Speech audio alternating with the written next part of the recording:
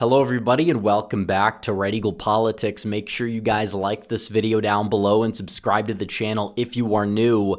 So we have to talk about the midterms because they are shaping up to be a potential fire festival, a disaster for the Democrats. And everybody understands that the party out of power usually does relatively well in the midterms, whether it's like a wave year or at least they would just retake the House or at least gain seats in the House. And now we're not even sure if that's going to happen. And I wanted to explain why a little bit more in depth in this video, but there's no blue wave. Even if the Democrats get their act together and have a decent year, even then they're not going to have a blue wave. They have no path to retake the Senate. I think Republicans, at least at a minimum, are going to end up with 52 Senate seats at worst, which would be a net loss of 1. And on top of it, the governorships are a little bit of a mixed bag. Republicans have more pickup opportunities than Democrats. Democrats will likely get Virginia this fall, but I'm talking about next fall here. And the House map is not looking too good for the Democrats either. It's not very favorable for them, and it possibly could get even worse. We'll get into that, and the bottom will fall out. But you've heard a lot about Trump's presidency, and so many people are hyping it up as a disaster in the media. They'll say he's worse than his first term. Yeah, that's not how the American people view it, and you can see this here because the midterm generic ballot in this stage of Trump's first term, which was late June 2017, you had the Democrats up by 8. Now you had another poll come out that is an outlier poll, but it shows Republicans up in the generic ballot from RMG, which was a very accurate 2024 pollster, by 8 percentage points, which is absolutely huge when you look at this. And it's like a big turnaround from the previous poll as well, which had the Republicans at 45 and the Democrats at 48, which still for a midterm year where you're in power is still a respectable performance. But now this poll, while being an outlier, we've seen outliers the other way. We've been told by the Democrats to take those at face value. So we're going to talk about this one, even though we will say it's an outlier. And it's like when that poll gets put in the aggregate, the Democrat generic ballot now would be D plus 1.6. And keep in mind, Democrats, the final generic ballot was something like D plus 7 when you accounted for uncontested races, etc. Now that's a massive shift. Even if you shifted that to the right by 1, you'd have like an electorate that's relatively even, and Republicans would have a decent shot to take back the House.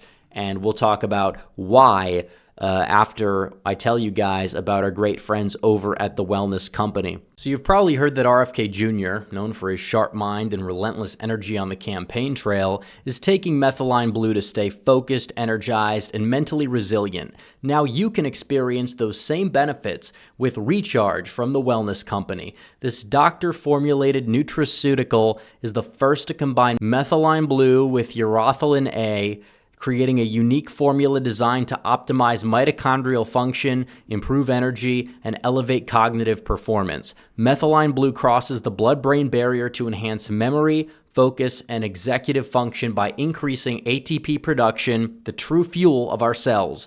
It also works as a potent antioxidant and anti-inflammatory, helping protect against aging and cellular damage. And if you're looking for a real mental and physical edge, Recharge delivers. You can get 10% off plus free shipping if you head to twc.health/RedEagle and use the code RedEagle. Feel the difference, think clearer. Recharge. So back to the video, guys. The Democrats are also in shambles. They were able to get their act together in 2017, and now their party is coming apart at the seams. And, you want to talk about money, because that's what really dictates a lot of these close races, especially when it's not a presidential year.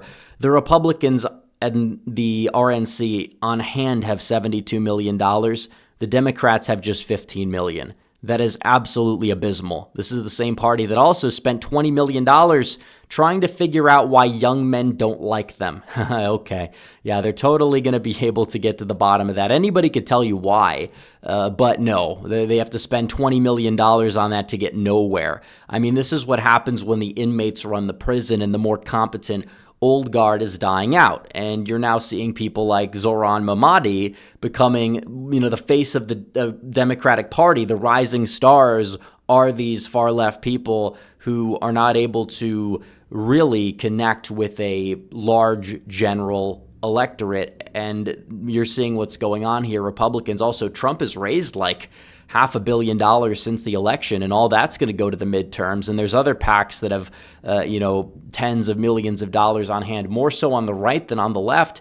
The Republicans are taking the midterms seriously. The Democrats are taking it for granted. This is kind of like a 180 from what we saw in 2022. So, you look at the maps as well. Now, this is just something that I don't expect the maps to be redrawn this favorable, but it's very likely Republicans are going to redraw in Ohio, but also Texas. And that could net them up to 10 seats and make it way harder for the Democrats to retake the House.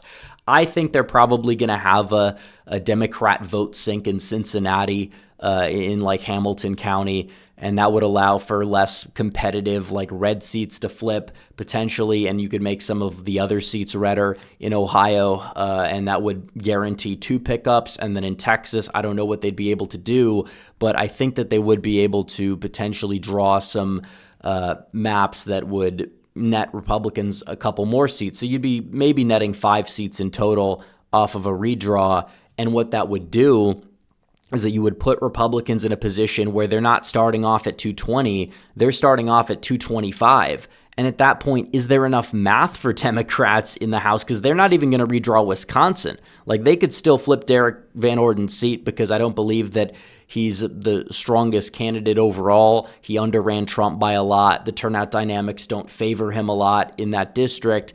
But you're seeing what's going on. And then Democrats have to defend a lot of seats in places like New York, and places like California and North Carolina's 1st district. A new poll out of Maine's 2nd shows Jared Golden losing. And you're seeing the behavior from some of these swing district Democrats who won their races in 2020. Laura Gillen, she's going out there and is denouncing Zoran and saying he's too extreme to lead New York City. So Democrats are probably, playing a game that's a little dangerous for them. They're distancing themselves from this guy, but the voter base itself, that's like the diehard Zoranites, like they're not going to be too happy with this, and they possibly could revolt or even sit out the midterms in some of these races.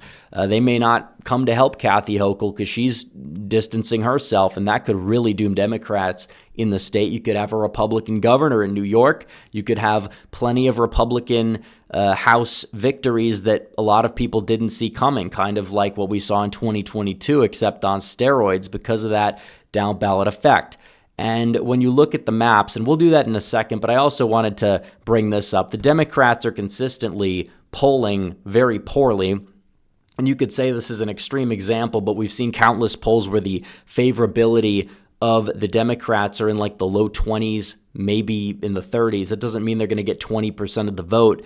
But Donald Trump's approval rating is much higher than the approval rating of Democrats. And I understand that the aggregate does have a lot of iffy poll numbers. I think that, you look at polls like Qantas, I think they're more accurate than some polls like Quinnipiac, for example. And then you have the flip side, Insider Advantage, Trafalgar, outliers that lean right, for sure. Rasmussen seems like a more, reasonable poll that would have Trump up.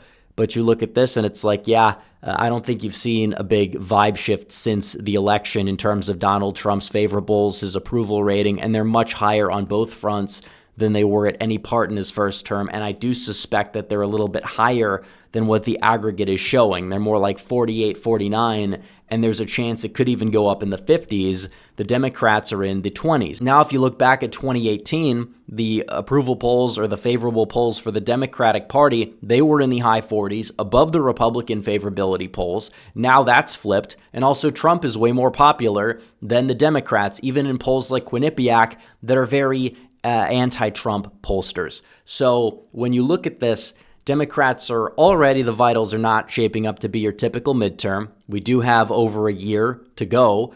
But when you look at the House map already, it's like this is the consensus House map, and Republicans are at 208 seats out of the gate. Now, if they redraw Ohio, and let's say they get 2 seats there, and they redraw Texas, and let's say they get a few seats in Texas somehow, even if they just get 2, you're talking about them starting out of the gate at 212, where you would only need to go out there and win 6 seats out of the remaining 19 for the House. And I think that could be done fairly easily. And I think the way Arizona's going, I think both of those seats are going to go to the Republicans in the state of Arizona. I think the Jen Kiggin seat is going to hold for the Republicans there. She's a strong incumbent. And there's plenty of other seats that I think Republicans will end up holding. Tom Keens is another one. You're already at 216. Now we could talk about Iowa's first. I think Marionette Miller Meeks is going to lose a primary. I think Republicans are going to be able to win that seat as a result. And I think that we could talk about, Pennsylvania's 7th or North Carolina's 1st. I think the Republicans have the upper hand in Pennsylvania's 7th, but also Maine's 2nd. I think that's going to be a flip as well. I think Republicans are going to go out there and flip that seat. And what that would do is already get them to 219. You would have an extended trifecta because we know Democrats have a snowball's chance in hell at winning the United States Senate anytime soon. Maybe in 2028, but they'd have to have everything go right for them in both election cycles. I don't see that happening. I don't think they're winning Maine. That's going to be, really bad for them in terms of their prospects for retaking the Senate. I don't think they're going to get Texas. They'll, wish cast because, Ken Paxton, they think he's not able to win in Texas despite him never losing a race in Texas, despite always being controversial. So when you look at that, 219 for the Republicans just out of the gate, and there's plenty of other seats they could win if these states do redraw. Democrats are going to really, really struggle. They're not going to be favored to go out there and take the House. They're not going to be. Whether, they would like to or not, it's brutal for them, and it gets even more brutal because we talk about the money. The percentage of House races, especially in midterm years, that are won by who raises and spends the most money, it's like 90-some%. In swing districts, that can go a long way. Even if it's less in swing districts, it still goes a long way. And it shows that the Democrats are in shambles. Republicans are nabbing higher tier recruits more so than the Democrats are in a lot of these races. And that's also a big, big loss for the Democrats in that regard as well. So you look at the House, Republicans, they've got a clear shot to hold it, and they possibly could redraw it. And you'll have a lot of people that will say, well, what about the fact that it's actually just, gerrymandering? It's like, I don't want to hear about gerrymandering when we have the state of Illinois, we have the state of New Jersey, Connecticut, Maryland, Oregon. There's plenty of states, Nevada, California, with their so-called independent commission. You have New Mexico. You have the Supreme Court foolishly giving out free DEI districts to Democrats in places like Alabama, where the geography does not really call for it. Louisiana, as another example. So Republicans have a lot working against them to the point where they have the right to redraw states, as Democrats have redrawn all of their states. So there's really no shame in that. And Texas is much redder than it was before. So I think that there's a mandate to do that. And I really do believe that the House could stay in Republican hands because the Democrats are in shambles. They need something to change quickly on the financial front for them to be able to go out there and win. And even if Republicans redraw and Democrats have like this wave election, I don't think they're going to really have many more seats, if any, than Republicans had at the end of 2022. So anyways, guys, thanks for watching this video. Like this video down below, comment down below, subscribe to the channel, hit the bell for notifications so you never miss another video. Follow me on social media. The links are all in the description down below, and I will see you guys in the next one. Red Eagle, out.